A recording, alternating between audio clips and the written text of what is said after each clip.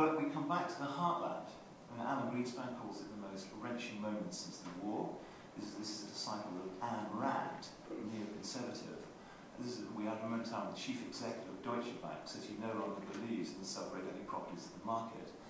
You've got to have something to say if you want to ask the question how to live a life well about the organisation of capitalism and about the motion of the market, about the generation of inequality that markets generate, about concentrations of private power, about the instability of markets.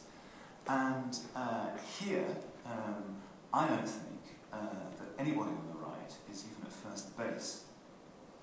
I'm afraid that my colleagues on the left have actually stopped thinking about this, how companies create franchises, what is the proper boundaries between regulation and non-regulation, how long could you imagine the state to steward taking over a company like Northern Rock. These are kind of questions which are fundamental.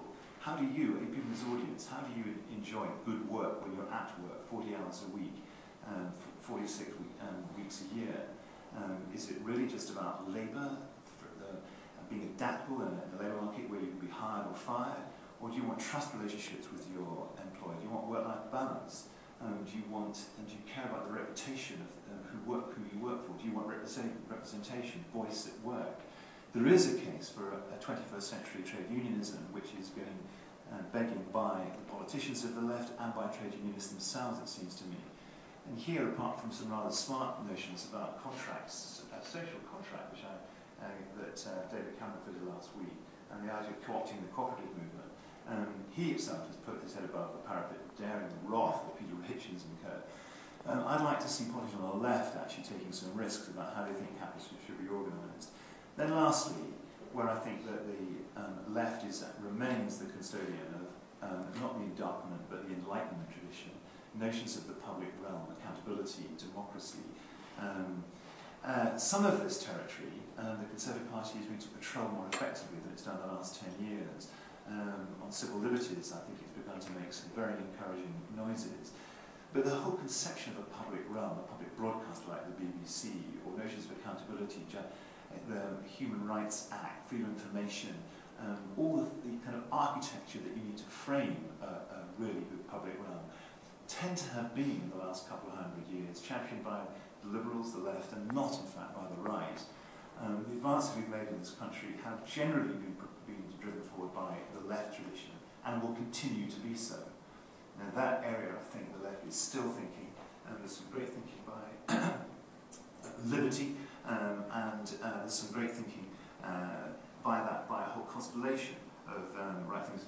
On the short list, on the long list is Henry Porter, who I think has fought a very distinguished battle as a liberal, probably more a liberal conservative, liberal Labour man, but a liberal for British civil liberties. And then last but not least, there's internationalism. In an era of globalisation, you can't regulate finance, climate change, fishing, move freely from border to border, air, anything you like has to be contended with internationally. And Sarkozy was right to say that is just an inalienable truth about our times. And the truth of the matter is that Peter and Matthew, who I thought actually, they're good, and I like them both, but I thought Peter was pretty ungenerous about the Orwell Prize, and I thought Matthew was fairly ungenerous about left. You're a right-wing speaker, we're going to put and the left didn't do this. Right, I put the needle in it, right on. Let's accuse the left of hypocrisy. Of course they came by taxi, not by public transport. I came by the Jubilee line. And I think it's a fantastic celebration of public expression, public transport. I think many of them, it was quite crowded, and I love those. I love the stations, cathedrals to transport, public transport. There was a cost overrun, it led to the public-private partnership with the underground. What a shame that was. I'd have built more underground lines like that, with more cathedral-like celebrations of what public transport means. But in the end, you can't get on without the United Nations, without the EU, without international systems of governance. There, I think the left is still thinking, still doing the bow shout. Read David Miliband's recent speeches. I finish.